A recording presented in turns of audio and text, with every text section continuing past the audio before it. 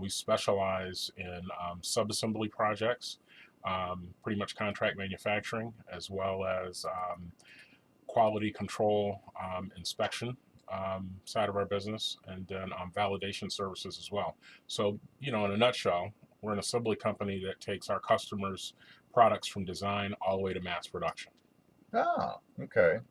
You know, in a way, I mean, we have this Food City segment that we're doing on Hmm. Wednesday because Battle Creek was the Food City, Sure. as you well know. And I was talking with Jeff Grog down at JPG. They do the kind of the same thing. They kind of help people see it through from start to finish on projects and ideas and that sort of thing. Yeah, it's if I can parallel that, we have more of a manufacturing-esque piece to it, to where we're not just adding value in automotive, but aerospace, recreation, and a variety of other industries. Mhm. So folks can come to us with products and projects that they may need their floor space for new technology. They may need some extra expertise and help where it can't be done by robots or what have you, and they may have an issue with a supplier where they say we need some help, so they bring it to Stewart Industries, and we're kind of that little abstract company that has all types of assemblies happening, and they kind of drop it on our floor, trust us with the quality output of their product, and we never disappoint. Huh. Really interesting. And you are a Battle Creek Central High School graduate. Class of '87. 87. And what, went away to college? Where did you go to college? Yeah, I went to college at Southern University in Baton Rouge, Louisiana. It's an HBCU. Same town as LSU, just Yep. across the way, but Wow, I bet pretty good. it's really pleasant down there right about now. Yeah, yeah, yeah. This was, the temperature it is here was a pretty consistent temperature with the humidity a little higher. Yeah, But, you get used to it, yeah. and you structure your day around the mornings and the evenings. So it's just a little culture change. We were talking a little bit in the hallway before you came on. A lot of people in Battle Creek, they graduate, they go off to college, and we might not see them come back here. But you decided to come back here, make an impact in the community, make your life in the community where you grew up. Talk about that a little. Yeah, absolutely. Going to high school here was a great experience, and living here as a kid was a great experience. We came to town in '81, so I'm actually was born in Washington D.C. So we're Hmm. kind of some transplant people due to my dad's job, and decided to go to Baton Rouge to go to school. And during that time period, I had offers other places, Houston, Tennessee, a variety of offers came in, and I thought as a kid, you know what? Why not go back home? There were opportunities here too. This is a town where it's good place to raise a family. It's a good place to have voice, and it's a great place to start a business. And not that I thought that far at that time, but it's a great place to have a business and be a part of a growing community. You can't say that if I use Grand Rapids as an example. If the opportunities are vast in Grand Rapids, but there's a power structure there, and different than Grand Rapids, Battle Creek is a growing community. Hmm. And although some of us don't believe that sometimes, Right. we are a growing community. And if we all work together, we can have a great outcome in a very short period of time. And there's very few communities that have the assets that we do, and the horsepower that we do to get those things done. We just got to work together to do it. Erick Stewart, you mentioned your dad, Joe Stewart, who was one of the leaders of Kellogg Company for Mhm. many, many years here. How did that have an influence on you deciding to get into, running your own big manufacturing company? Yeah, that's kind of a neat little story. Folks ask, what was the catalyst in terms of getting Stewart started? And it kind of started when I was in college.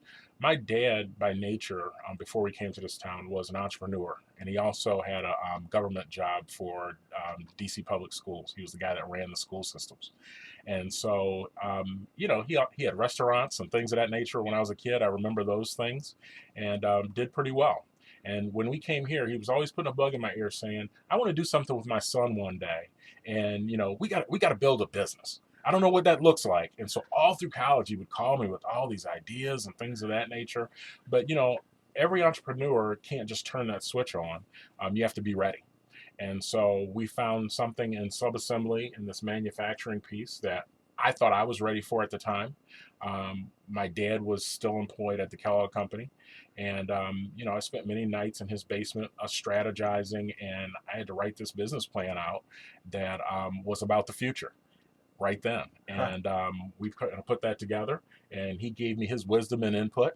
And we got lucky. We teamed up with BCU, and we're lucky enough to be supported by Jim Hettinger and his squad to incubate us with office space and manufacturing space. And then we had some pretty positive reactions from companies like, our first company we worked with was TRMI, and we were building cardboard boxes.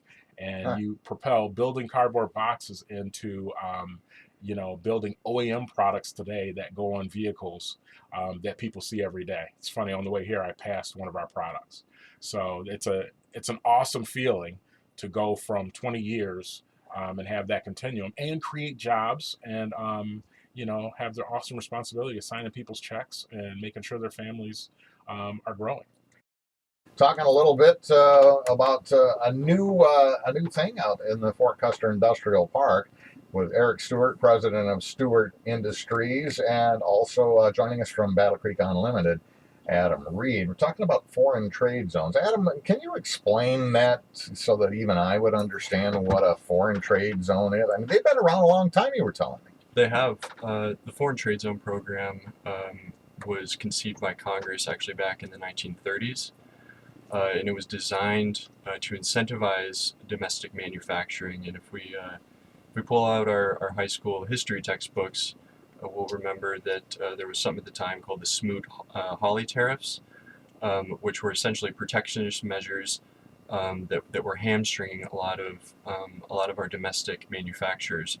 So some congressmen and some senators, to help combat that, came up with the Foreign Trade Zone program. And so what it does as a public utility, which is an important thing to remember, is that it allows companies to defer, reduce, or eliminate the duties they pay on the stuff that they're bringing in. That can be raw materials, a sub-assembly, a partially finished component, a finished product, whatever that is that's being brought into the country. So it's a legal end run on tariffs? It is. I think kind of naturally one of the first questions is, is this a loophole? And that's not the case. This was, again, designed by Congress to help incentivize our domestic manufacturers and warehouses and distributors, because what this tool does is it allows companies very simply to reduce their cost of goods sold, which thereby makes them more competitive regionally, nationally, and globally. So like about 40 years ago, Mayor Bridges and others in this community had this idea, hey, let's get one of these in Battle Creek. And it really kind of was a springboard for the whole industrial park out there, was it not? Absolutely, it was.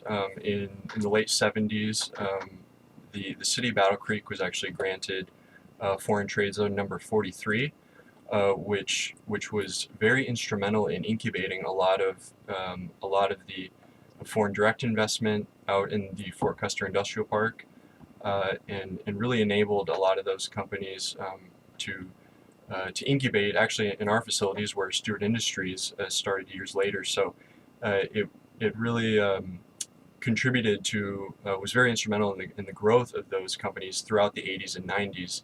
And then over time, the Foreign Trade Zone program sort of dissipated. That's not unique to Battle Creek. That's something that we're seeing nationally.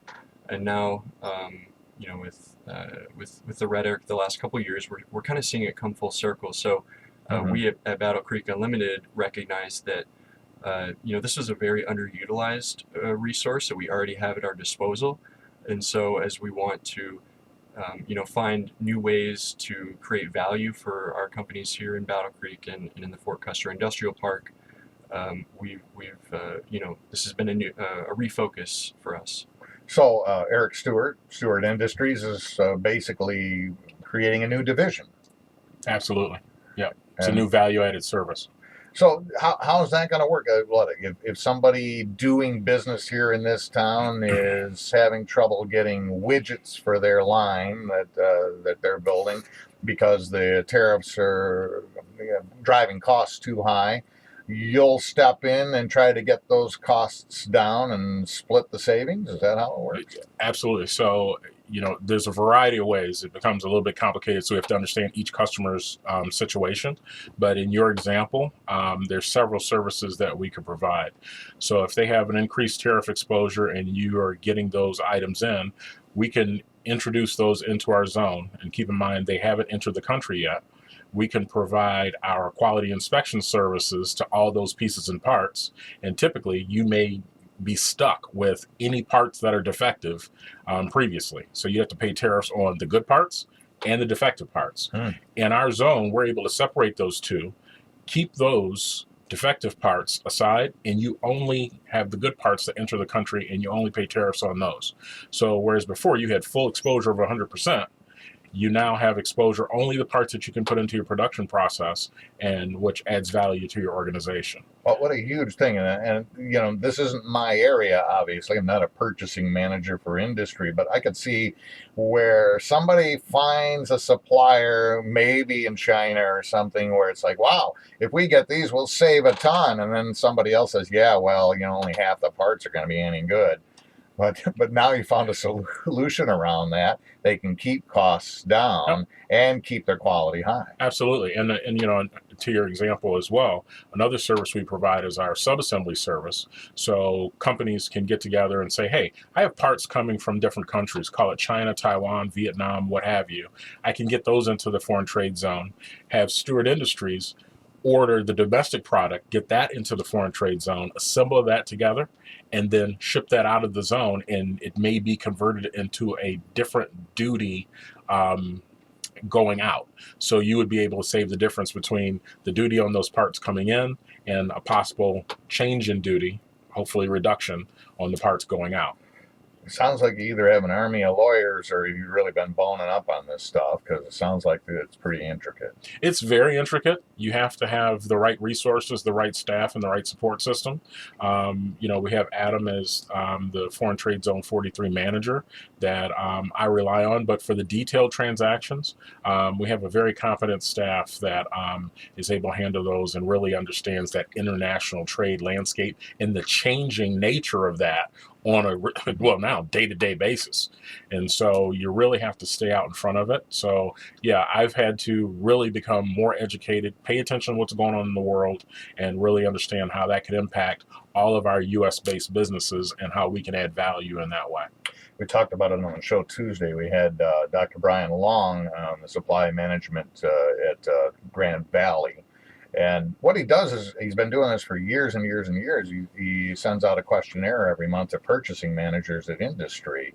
And then he gets back information and puts together an economic outlook, which he says right now is going to just be for slow growth. A lot of those comments from those purchasing managers were, well, we're real concerned about tariffs right now. Well, we're having trouble getting parts at a cost that we can make work. So we've seen that is exactly the case right now in West Michigan.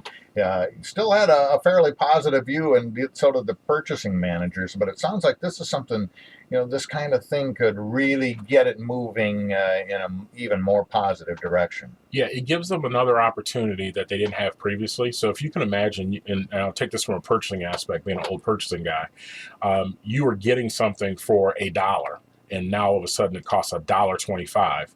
You can't always go to your end customer and say, I need to increase this. You have to take that hit to the bottom line sometimes. Right. Or in our consumer products, you see those rise.